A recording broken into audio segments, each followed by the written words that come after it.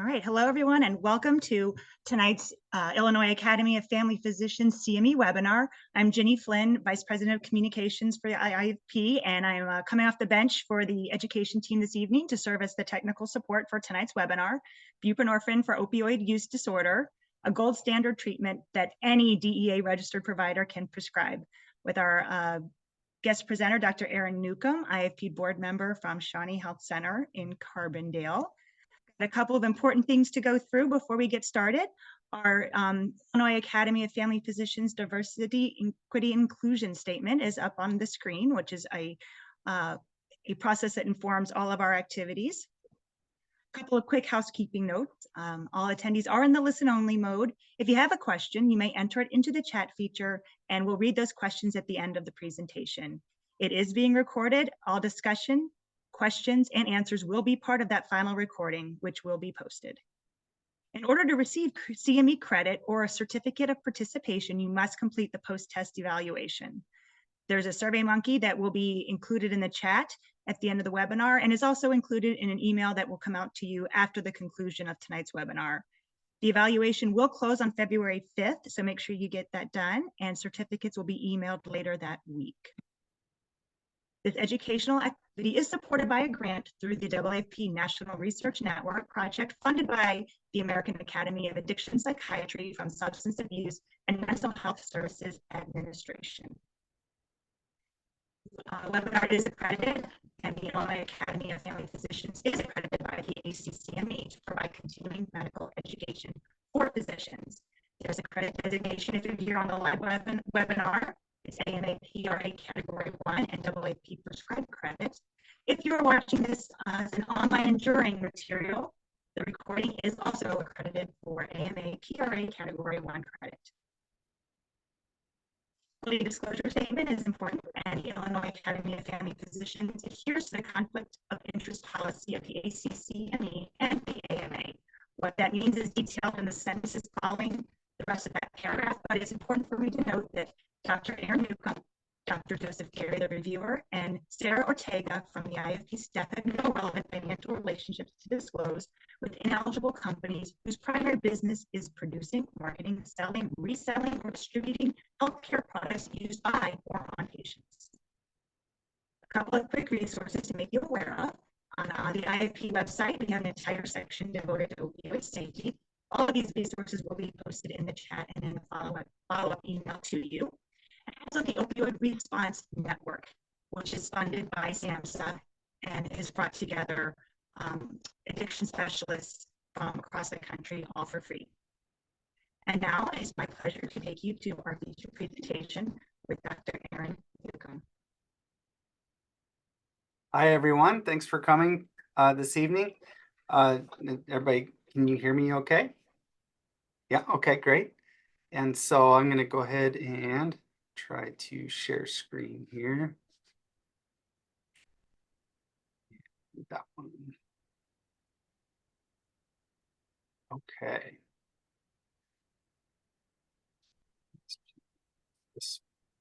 Sorry. Okay, so yes, my name is Dr. Erin Newcomb. I'm down in Carbondale, Illinois, Southern Illinois, and I've been running a buprenorphine treatment program since 2011. So I have a lot of continuous experience treating patients with opiate use disorder. And I'm going to be providing your presentation today. I'm also dual board certified as an addiction medicine doctor. Okay, learning objectives today. We're going to just try to go quickly through opioid addiction, what it looks like in the brain, what it looks like clinically, so you can understand the problem, and then move to treatment, looking at focusing in on buprenorphine treatment and how it is the standard of care now, and that sort of not quite hot off the press, but 1 year ago, the waiver was removed so that there are no restrictions on buprenorphine treatment. We'll look at that closely. We'll look at various aspects of treatment, one of them being for pregnant women, and how buprenorphine is standard of care during pregnancy. And last, we're going to kind of wrap it up with looking at how the stigma around buprenorphine and around opiate use disorder and the underlying unfounded fears of diversion and abuse of the medicine is really something that is hampering our ability to address the opiate epidemic. So I kind of went through the outline already with those objectives. We're going to look at opioids in the brain, the opiate use disorder, and buprenorphine treatment. And so I leave you with the provocative question, do you believe in evidence-based medicine? Along the way, we're going to be doing some myth busting. This is just to try to keep it entertaining for you, and also to try to address some pretty common misperceptions about the disease of addiction, as well as the buprenorphine as a treatment. So the first myths. The first myth, if you're as old as I am or older, you probably remember this one. Patients taking opioids for pain will never get addicted to them. And of course, we know now that that's absolutely untrue. And that was one of the main drivers of originally for the opioid epidemic, prescription drug prescribing that was not very careful. And lots of patients ended up with addiction problems. So certainly that is not true. The second one, I think, is something that maybe isn't as articulated like it was in the past. I remember in the past during medical school, they actually taught this, that patients would never get addicted to opioids if you're treating pain with them. And so I don't really see this second myth as something that's actually in the curriculum or so or such, but I think since the 2016 guidelines from the CDC, it's sort of been a baby in the bathwater situation. And just anybody on opioids, it's a problem and we should take them off of them because they're all addicted. And that's not true either. So just one slide on what opioids are doing in your brain. I think it's important to understand that opioids activate 3 separate areas or regions in the brain, and that they do talk to each other. So it's not that they're completely separate entities, but they're very much different expressions of what an opioid does. So in one area of the brain is in charge of pain relief, analgesia. So an opioid activation in that center of the brain will give pain relief. In another area of the brain, the ventral and dorsal striatal areas, is where the pleasure center is. And the pleasure center is the dopamine reward center of the brain. Everything that we experience that produces a pleasurable response is physiologically a release of dopamine in the center of the brain. And what happens with addiction is if you're susceptible, this area of the brain gets activated abnormally. So you get a surge of dopamine and therefore a high or a euphoric response. And so just importantly to understand as far as this slide goes is that all of these effects in the brain are variable for each patient. So you could have a patient that has a very strong analgesic response to an opioid and not much of a reward response at all, and vice versa.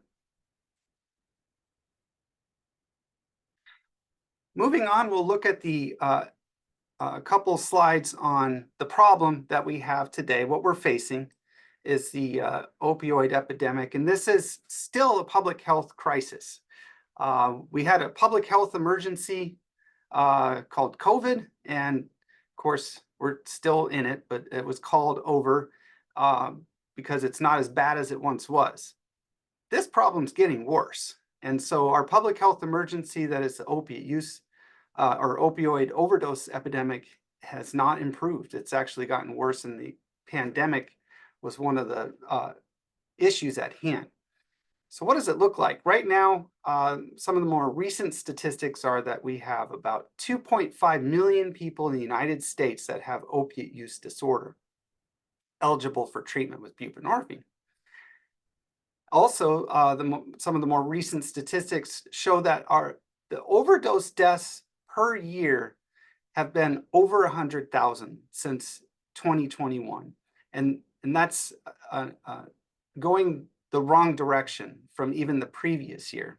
So that was a grim milestone that we reached. And that was, again, because of the pandemic in 2020, the overdose deaths worsened, and we still have not turned the tide, so to say, on the public health emergency of overdose deaths. The bar graph on the bottom is data from 2022. It's just recently released, actually last month, from the SUDOR's section of the CDC website. And as you can see, the problem we're facing today is much different than the problem we were facing 10 years ago, in that illicitly manufactured fentanyls are really what is driving opiate overdose deaths. You can see that comprises about 75% of overdose deaths in the United States, whereas the well-meaning prescribed opioids that we give or prescribe for pain contribute to about 12%. Still a factor in the equation, but certainly pales in comparison to the fentanyl overdose that's driving the problem. I think this is another way of looking at it that's really helpful to understand what's going on with the opioid epidemic. You can see since 2001 to 2021, this line graph is also from the CDC, and it illustrates very nicely who's responsible for those overdose deaths as far as what opioid. And you can see in the early 2000s, it was natural or semisynthetic opioids. Those are prescribed prescription pain pills. Of course, those were driving the overdose deaths for a long period of time. And then around 2014 to 2016 is really when prescription opioids were no longer driving the overdose deaths, and now we face the problem of fentanyl, fentanyl is 50 times more potent than heroin, and 100 times more potent than morphine. So you can see how easily it would be to overdose on something with that level of potency. Okay, first myth. Opioid addiction is simply a matter of poor decision making, and it is therefore a moral problem. This myth is unfortunately alive and well, not only outside the medical field, but even within the healthcare system itself. This myth is particularly destructive and undermines evidence-based treatment. Had this been true, then just say no would have been effective a long time ago, but it wasn't. 40 years of scientific research have demonstrated that this idea is not consistent with reality. So what does opiate use disorder look like? Well, I'm going to try to do that in 3 slides and hopefully 5 minutes. I'm going to try to transmit what I've learned as an addiction specialist for the past 12 years. The main reason I'm doing that is to try to dispel that myth we just looked at, to try to give you an understanding that opiate use disorder is simply not just making bad decisions. There's a lot going on in the brain. So first off, we have this slide. This is sort of the phenotype of addiction. This is how it gets expressed. So first off, we have the dopamine reward pathway. This is what's necessary for the development of an addiction. We saw in the previous slide where opioids activate the pleasure center.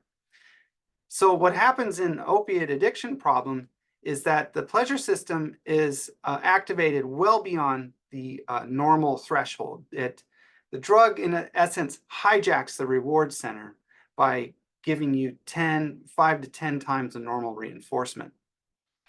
It's fun. So this is what really hooks people. Now, this won't happen to every individual. There's plenty of people that can take an opioid or other drugs and have a terrible experience with it, or maybe an analgesic response. Point being that not everybody is going to end up getting a euphoric response. And so this is where we talk about how some people are vulnerable to developing addiction, some aren't, and there's everything in between. So this initial phase of the dopamine reward pathway, this is called the binge intoxication cycle. And if a drug or an opioid misuse stops at this point, then a person wouldn't go on to express the typical things we think about when somebody has a frank addiction problem with opioids. This is when you're like a person who's having a problem with alcohol. It'd be sort of the college experience. They're out on the weekends, they're binging for the weekends, but they kind of pull themselves together and get through classes during the week. So if that keeps going on, and the patient will basically end up using impulsively, motivation is pleasure, getting a high. This is the hook. Then it starts to lose its zest and becomes basically a nightmare. So the addiction problem really becomes a developmental disorder is really the best way to look at it. They develop dysfunctional brain networks. So they go on to, when they continue to use, the brain undergoes progressive neurocircuitry changes that disrupt the normal processes of reward, motivation, emotions, and decision making. So all of these things in the brain get messed up. And the addiction problem takes the center stage. It becomes the only priority in the brain. So it moves from binge intoxication to this developmental disorder. And it kind of involves two things. First, drug use to alleviate a constant negative emotional state. So dysphoria, irritability, anhedonia, physical withdrawal. This is what's happening when a patient has had years and years of use. They're not having fun anymore. They're basically taking an opioid to try to feel normal. And to go along with that, there's a preoccupation for drugs and cravings, which reflect the compulsivity and loss of control over drug use. A person in many ways has lost the executive function over the drug. So the clinical hallmarks of opiate use disorder, what it looks like is not tolerance or physical dependence. When you think of somebody who's been taking opioid for many, many years and stops, they can have withdrawal. That does not mean that they have an addiction problem. If somebody was on a beta blocker for many, many years and quit taking the beta blocker, they would have a rebound tachycardia. That does not mean they're addicted to the beta blocker. And the same is true about an opioid. What's going on with an opiate addiction is far more than just physical dependence and withdrawal. Cravings, compulsive drug use, loss of control. It's a relationship to the drug that's what's abnormal. That's what's the disease process. And important to remember is that when somebody has this addiction problem that's very advanced with opiates, then abstinence from the opioids creates not only physical withdrawal and pain, but a negative emotional state. Hard to live with. And so the first slide was kind of the phenotype of what an opiate addiction looks like. This is more of the genotype of the opiate addiction. This is the imprint that happens inside the brain and what you're kind of left with after many, many years.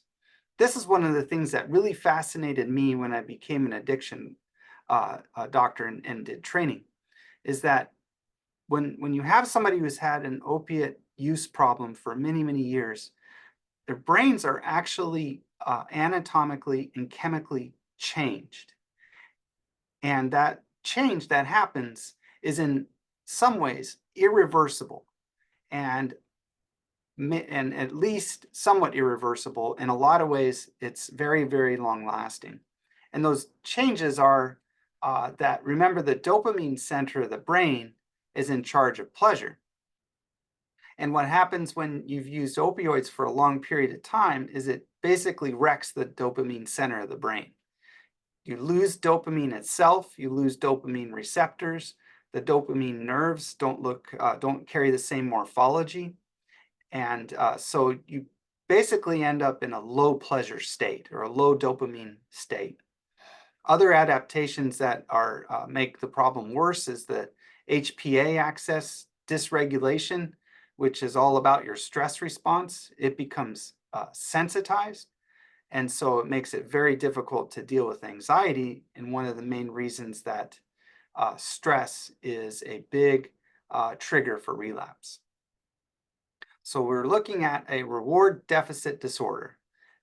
Impulsive use, or the fun binge intoxication, has gone to compulsive use, where basically we're using every single day. And it's no longer about having fun, it's about trying to avoid certain pain. And so this is what we're looking at. This is the last slide, and then we'll move on to the treatment topic that we're all looking forward to. So this is what moderate to severe opiate use disorder looks like. If you pull out the DSM-5 criteria, you're looking at 11 symptoms. You meet 4 to 5 for moderate and 6 to 11 for severe. That is the level of opiate use disorder we're looking at that qualifies somebody for buprenorphine treatment. Not a small problem, somebody that's been using for many years. And it looks like persistent use of opioids, no longer pleasure seeking, no longer using to achieve a high. Their reinforcement is about trying to avoid the negative emotional state and withdrawal pain, or to basically feel normal. So all that being said, I was going to try to shake it up a little bit, because when I was growing up, there was this public service announcement. And when I was learning about these things, it really made me think about that, because in a lot of ways, this is there's some truth to this. So I'm going to play that for us, if I can. Let's see.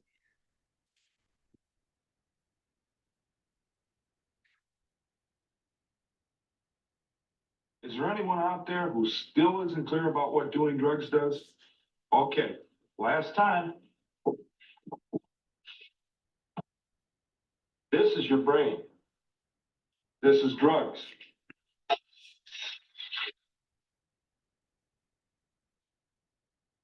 This is your brain on drugs. Any questions?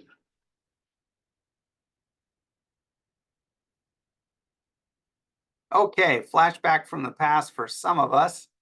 And so the point being that in a lot of ways, the brain is sort of like an egg in a frying pan. When you've misused opioids for 5 years, 10 years, it's not a small problem, and it's kind of what we're left with to treat.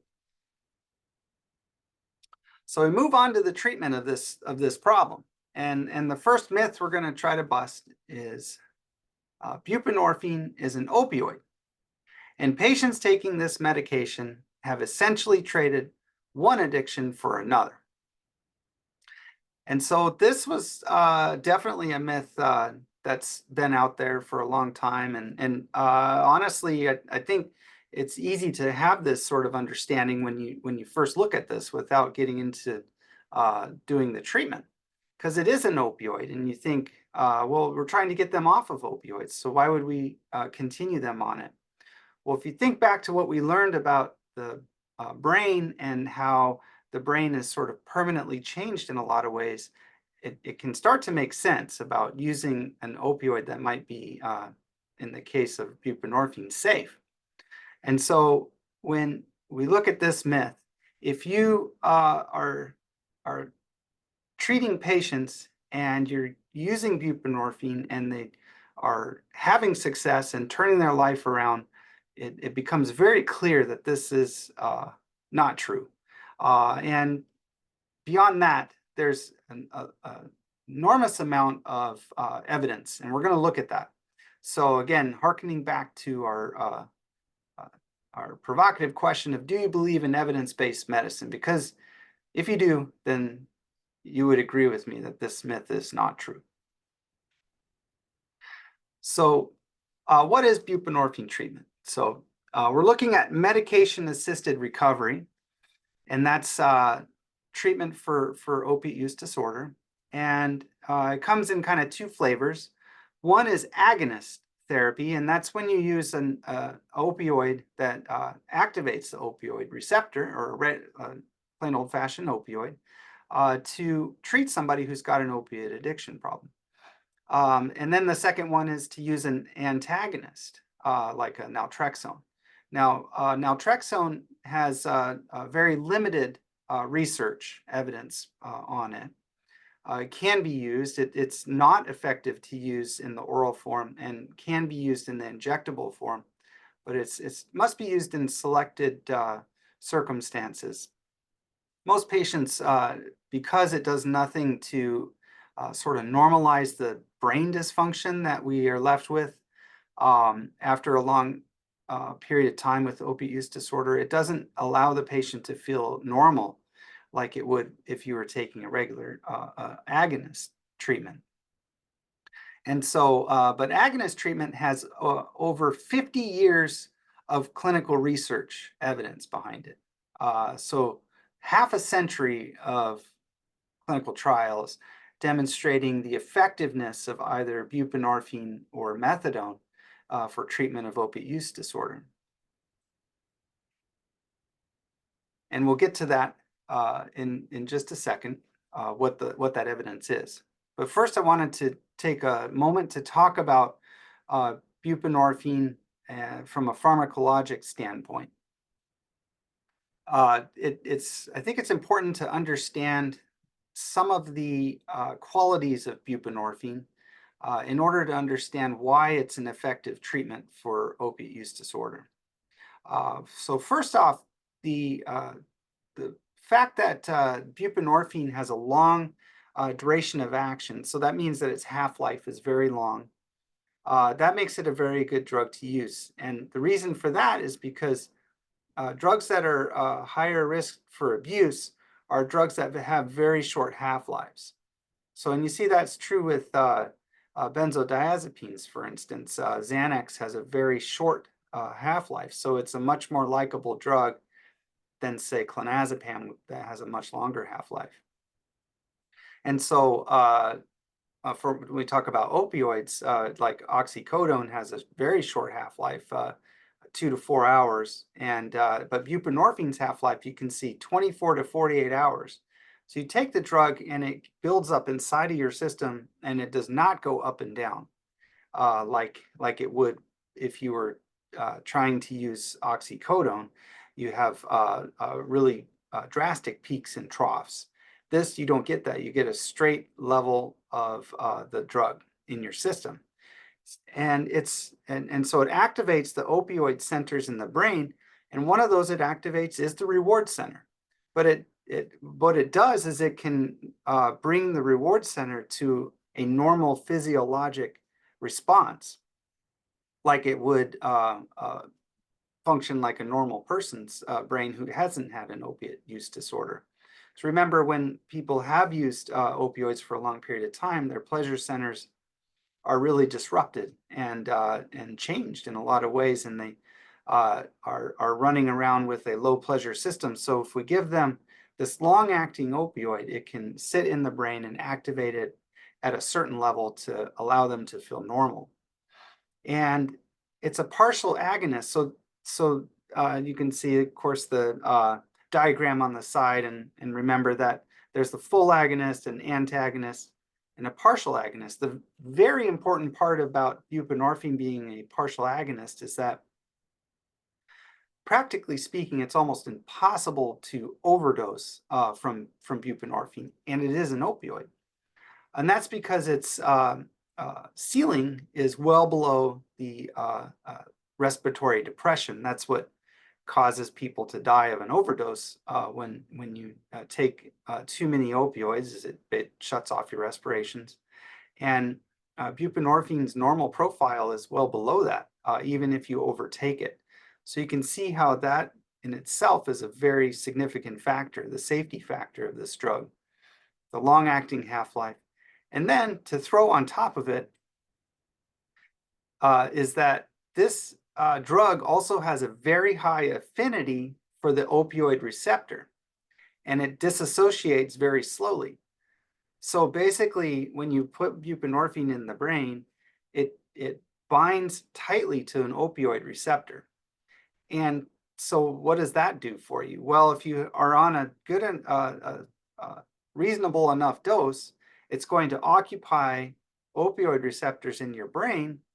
And if you slip up and take an opioid, it's going to, in a sense, or in essence, block those opioids because they will have no receptors to activate. So it's a very fascinating drug. It's long acting, so not very risky for abuse. It's safe, not going to cause an overdose under almost all circumstances. And it blocks other opioids when you're on the medication. So it's a very fascinating drug. We couldn't, in my perspective, it'd be hard to create this thing in the first place. So we just got darn lucky with this molecule having the qualities that it has.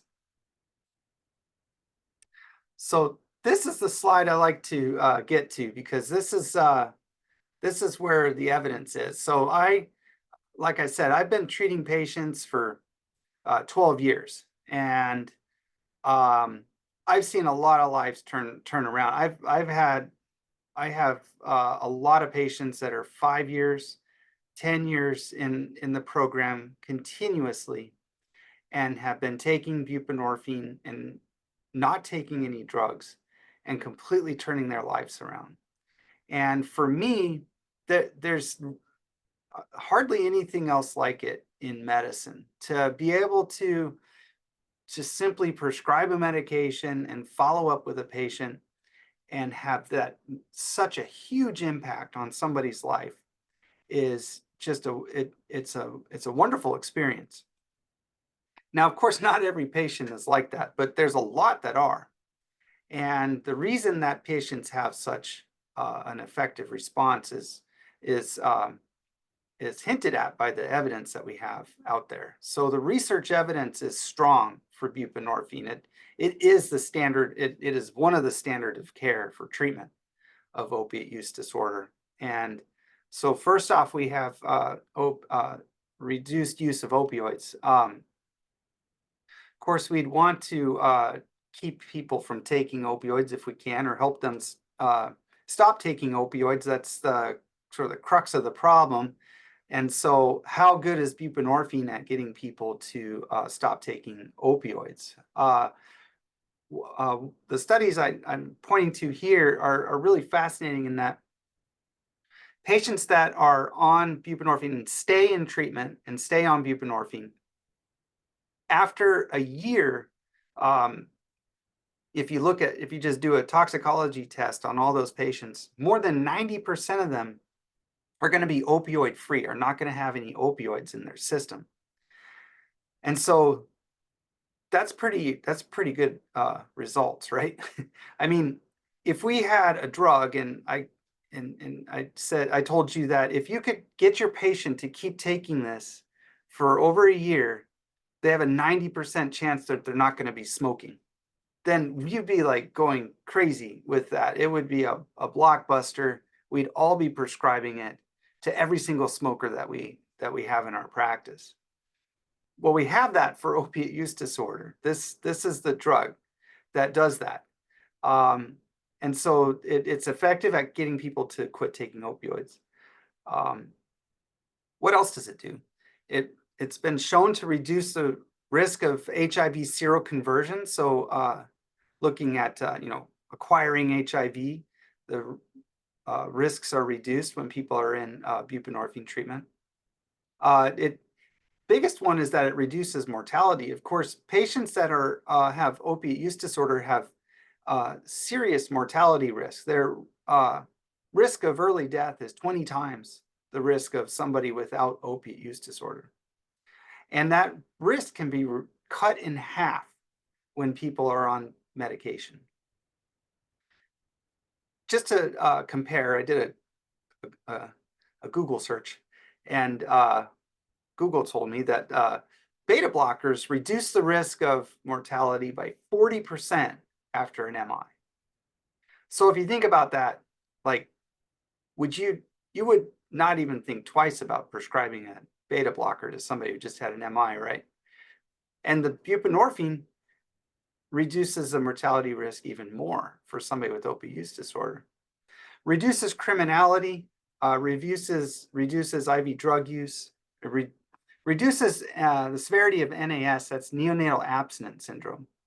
You might say, well, wait, isn't it going to cause neonatal abstinence syndrome? And the answer is yes, there will be a risk for neonatal abstinence, but the risk would be higher if the patient was not on buprenorphine and using opioids.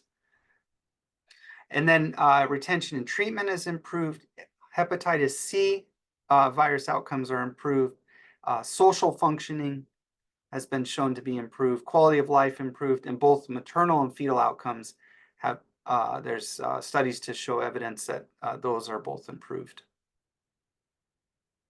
So to recap, buprenorphine treatment has decades of research evidence behind it. It's been shown over and over again to reduce morbidity and mortality. What you're doing is long-term stabilization to prevent withdrawal for the patient, eliminating and reducing cravings so patients can start functioning normally in life. And it blocks the euphoric effect of other opioids. And of course, what we are going back to is how the brain is changed, and now it's been normalized by using this medication. So hopefully you understand enough at this point to see that we are not simply substituting one addicting drug for another. So we'll sum up this treatment talk with a juxtaposition of two conditions. Looking at opiate use disorder through the chronic disease model is a very accurate way of looking at things, and treatment would be similar. So if you have a 28-year-old, no prior medical history, shows up in the emergency room in DKA and an A1C of 12.1, well, what are we going to do with that patient? Certainly, we're going to hospitalize them for treatment of DKA. That would be very important. Mortality risk of untreated DKA, very high. We put the patient in and get that under control. Refer to a dietitian, great idea. Especially if they don't know that they have diabetes, they need to understand what to eat, what not to eat, at least have the information in front of them. But would we avoid prescribing any insulin at discharge? That would be unthinkable, wouldn't it? Well, what if we had a 29-year-old with no prior medical history who presents with an overdose in the ER that's reversed by Narcan, has track marks on their arms, and their toxicology is positive for opioids? Well, of course, we're going to monitor them in the ER for sustained resolution of the overdose. And that's important to keep them in the ER to make sure the first dose of Narcan does the trick, given fentanyl lives in the system for so long. Would we refer to local substance abuse organization for behavioral health? You bet, that's a good idea. Patients with this condition often need a lot of help figuring out how to live their lives again and how to avoid triggers and risk factors for relapse. But would we avoid prescribing buprenorphine at discharge? The question becomes, wouldn't we want to treat a patient with opiate use disorder with the same standard of care that we would treat a patient with diabetes? Another way of looking at it, 58-year-old with coronary disease, had a 3-vessel bypass, and they're coming to you in the clinic after their new diagnosis and had surgery to correct. Would you provide them nitro to go home with? Probably already have it from the ER or from the hospital, right? But of course, you're going to make sure that they have nitro to have on hand in case of their disease strikes when they're at home and they start to have an MI. They would have the nitroglycerin on hand and they could reverse that emergency situation, life-saving, and then call for an ambulance, so on and so forth. Would we refer them to cardiopulmonary rehab and a dietitian to address modifiable risk factors? You bet. We should definitely do that. It's a good idea. There's some evidence behind that. But would we avoid prescribing aspirin and a statin? Of course not, right? So what about a 54-year-old, your patient with opiate use disorder who's just done 28 days in an inpatient treatment, and they come to you? Well, should you make sure they have naloxone, Narcan, so to say? Absolutely. We should prescribe a lot of it, particularly to patients that are recently using drugs or have any history of opiate use disorder. It's really important for them to have Narcan on hand in case their disease strikes at home. They can overdose can be reversed, and it can be life-saving. Very important stuff, just like nitro for a heart attack. What about case management, behavioral health? Try to get them into stable housing. Try to get them tools to live their lives. Important stuff. It should be done. But would we avoid prescribing buprenorphine? We shouldn't do that. We should prescribe them buprenorphine. It's the standard of care, just like statin and aspirin for coronary disease. Next myth. It is preferable for patients who are pregnant to taper off buprenorphine due to the risk of neonatal abstinence syndrome. Well, hopefully you're gathering at this point that these myths are very bad ideas, and we'll look at why. So during pregnancy, patients who have opiate use disorder, it is definitely recommended that they take buprenorphine or methadone. And that is a solid recommendation. It's been a recommendation for many, many years from both ACOG as well as ASAM. But it's really interesting because I see a lot of stigma on this one, and I'm glad to see that it's changing. But I see it happen not only in families but even in the healthcare field, where moms are looked at as if they've done something wrong because they were taking buprenorphine during pregnancy, and their neonate now has a risk or maybe even had neonatal abstinence syndrome. Well, this is what they should do. This is what should be offered to them, and this is absolutely the best treatment for them. Do they have a risk of, does the neonate after birth have a risk of neonatal abstinence syndrome? Yes, absolutely. It is a serious medical problem. We don't know exactly how much risk there is for somebody who has been taking buprenorphine for the neonate, somewhere between 30% and 80%. So wide range, we don't know, we don't really know. But the thing is that neonatal abstinence syndrome is an expected, treatable condition. This can be managed. It needs to be managed. It can be dangerous if it's not. But it can be treated appropriately and it will go away. There are no long-term effects that we know of, and we've been doing this a very long time for patients that were born after taking buprenorphine and had neonatal abstinence syndrome. Essentially, it's a temporary medical problem, emergency even, if you will, because it has to be treated. So there's that. There's the risk, but there's the benefits of treating patients that are pregnant with buprenorphine is substantial.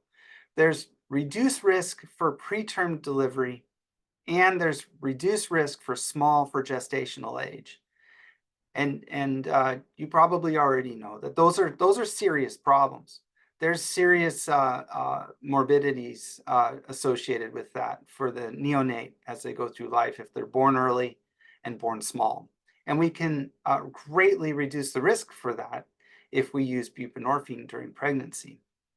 A lot of my patients, because of the stigma that's put on them, are thinking about coming off buprenorphine when they're pregnant, and they will come talk to me about it. And well, my mom thinks I need to get off this, or my partner thinks I'm hurting my baby.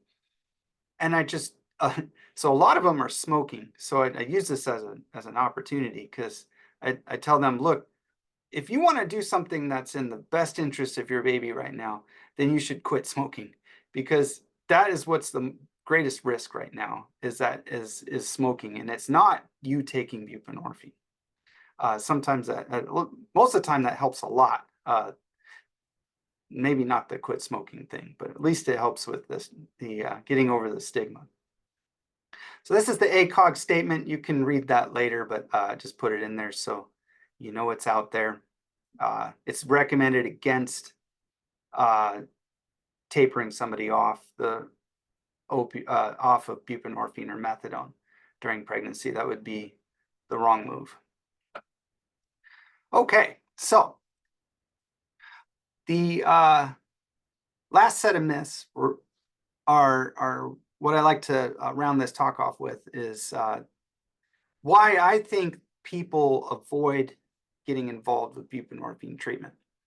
I think this underlies it, and that is these myths. When diverted, buprenorphine is a frequently abused street drug. And providers that abstain from buprenorphine prescribing don't contribute to the problem of its diversion. It seems logical, but it's actually not true, at least from a public health standpoint. So I title this one, Fear of Diversion Limits Treatment Access. So we look at buprenorphine diversion. Well, first we got to set the groundwork or the context of diversion of buprenorphine in the United States.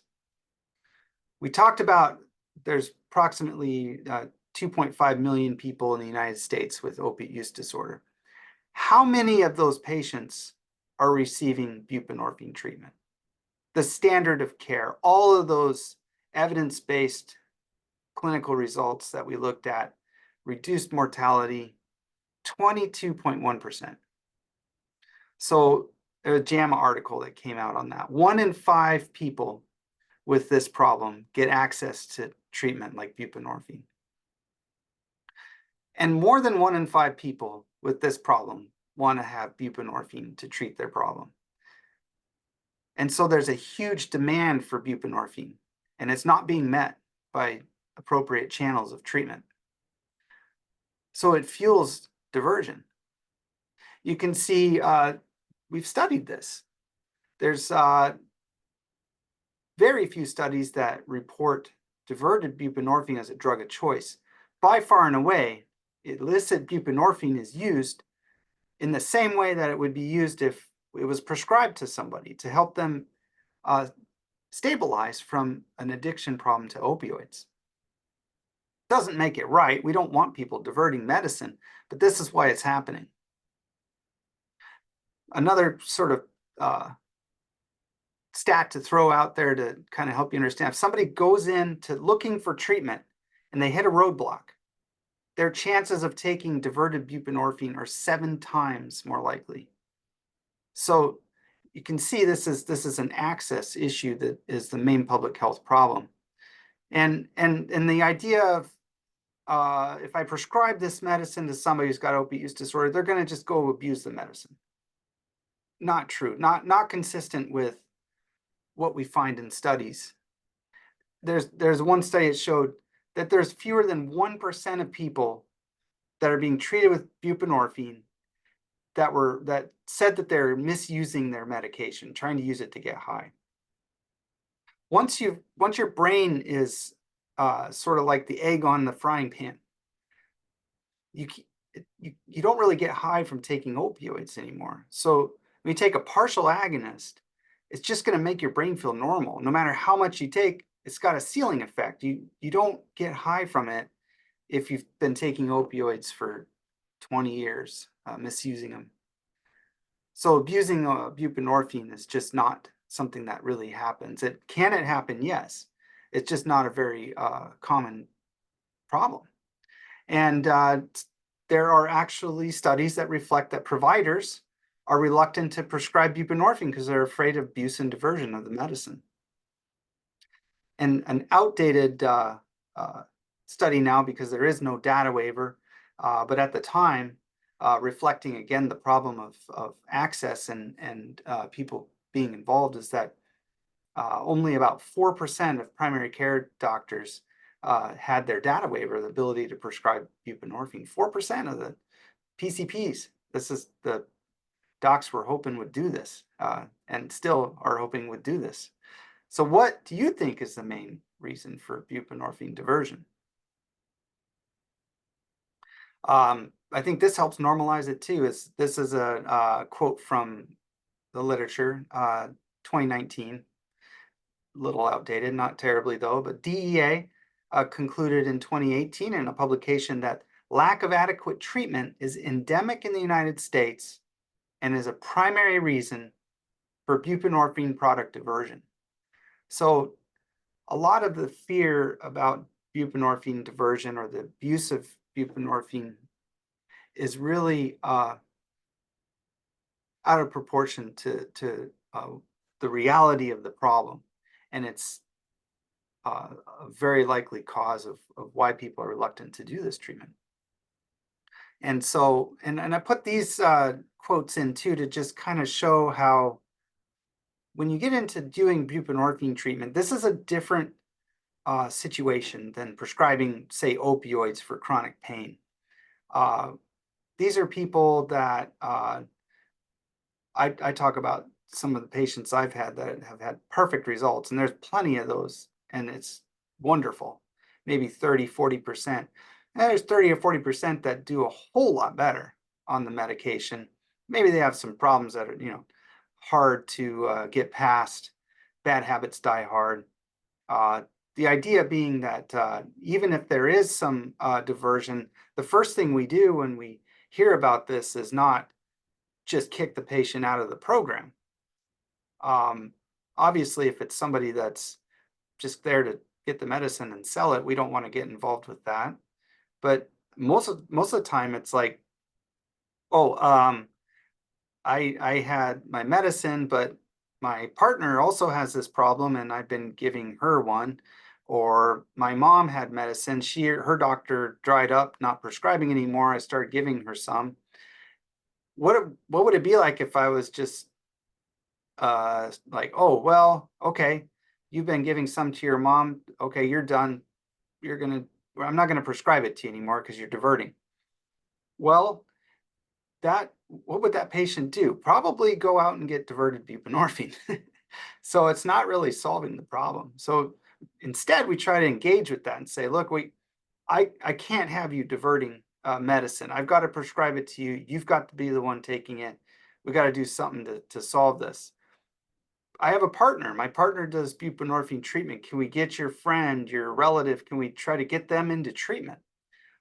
We got to be confident that we can move forward with this.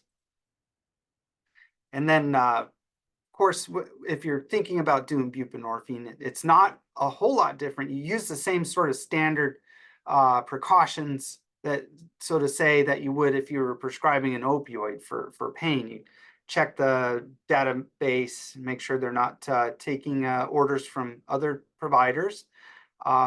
There are treatment agreements that go along with this, and those can be found easily. You don't have to recreate the wheel here. The wheel has been created. You just have to plug in and be willing to prescribe. All the resources are out there. I'll show you the websites for that. But at any rate, treatment agreement talks about your program.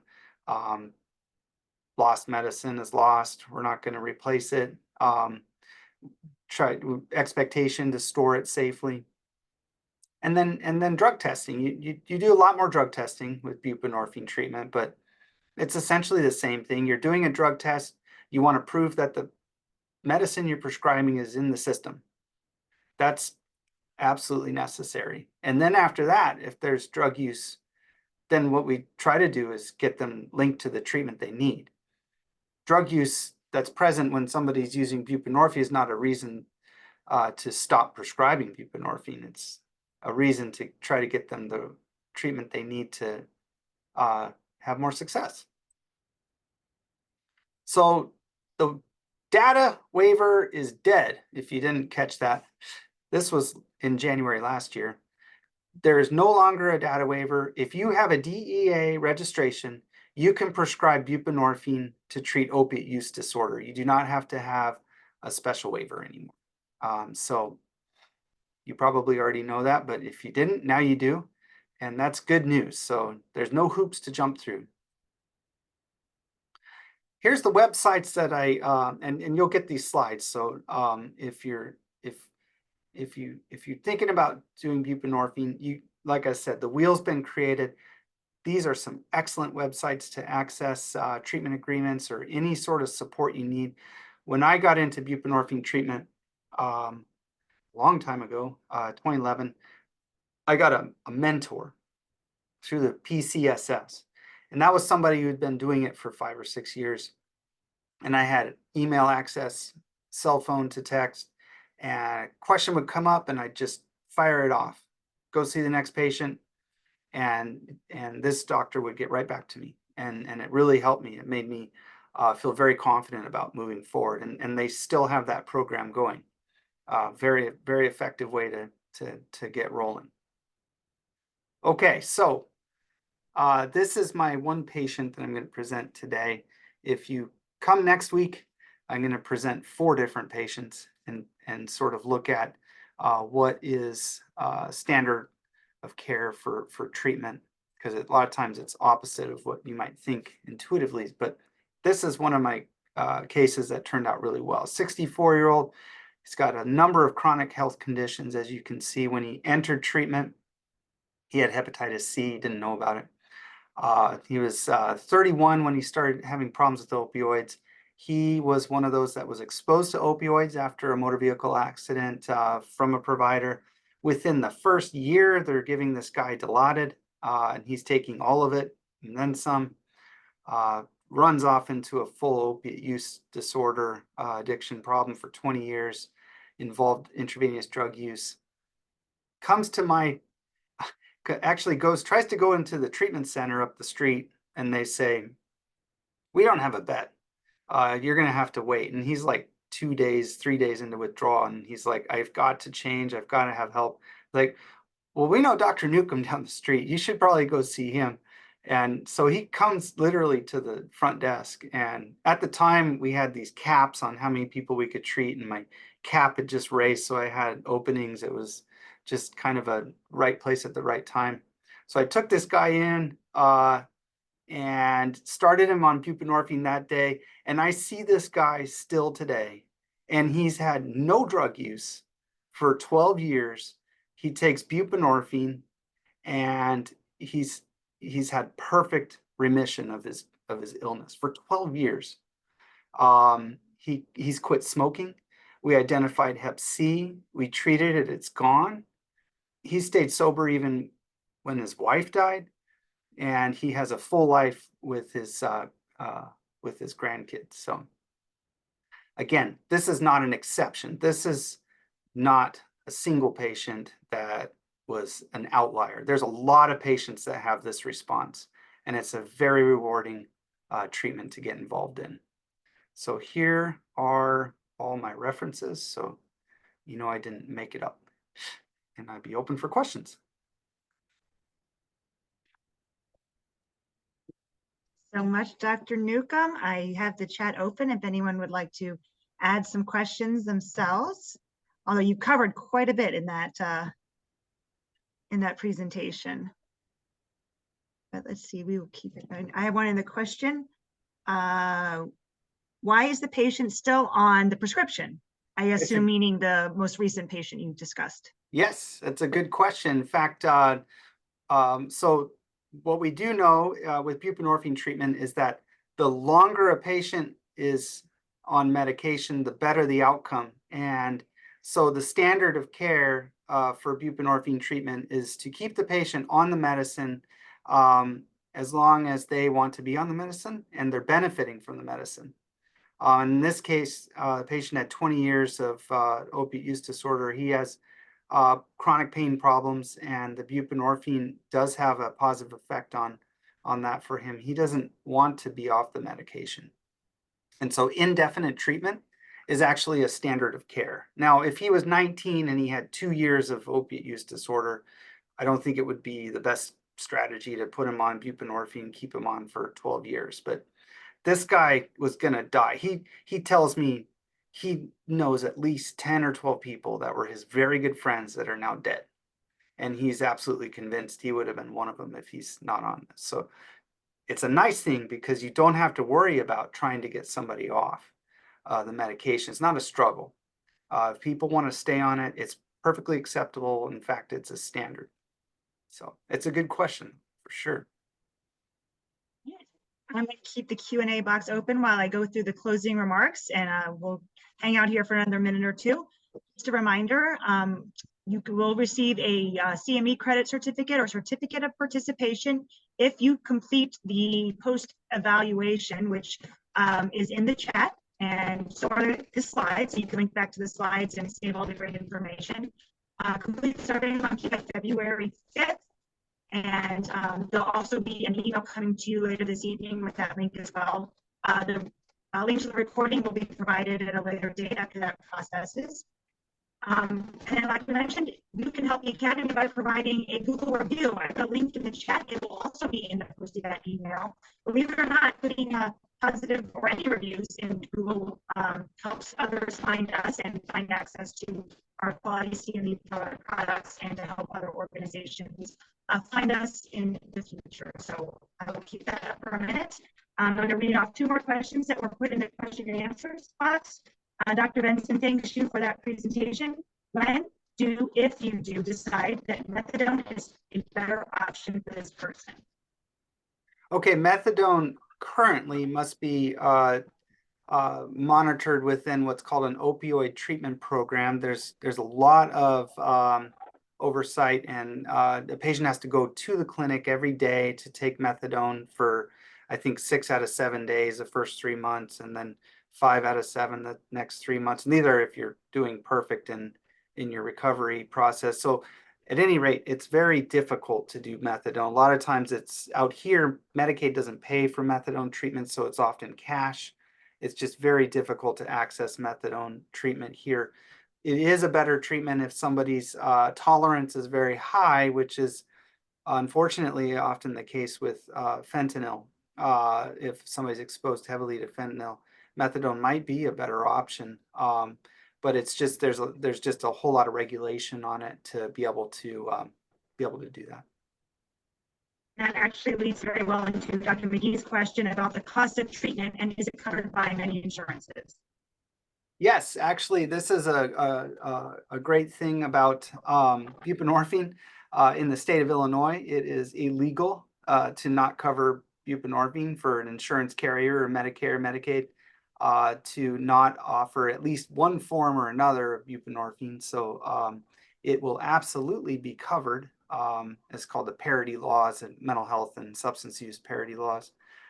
So yes, always covered. When you do treatment, you just do an office visit. So, you know, you bill a 99213 usually when you see a patient and follow up. They have a lot of problems, 99214, and that's kind of the treatment. You know, it just gets billed under a usual healthcare plan, Medicaid or health insurance, that sort of thing. All right, if we have any other questions, now's the time. Otherwise, we will wrap up this evening's webinar. We appreciate your time and are grateful. Don't forget, next week, January 24th is the part 2 case presentations. Registration is open for that on the IAFP website. It is free for members. And remember, when you get your confirmation email after you register, hang on to that email and even put the webinar link in your calendar so it'll be ready for you a week from tonight, January 24th. Our thanks to Dr. Newcomb, and to everyone. Have a safe and pleasant evening, and we'll see you hopefully next week.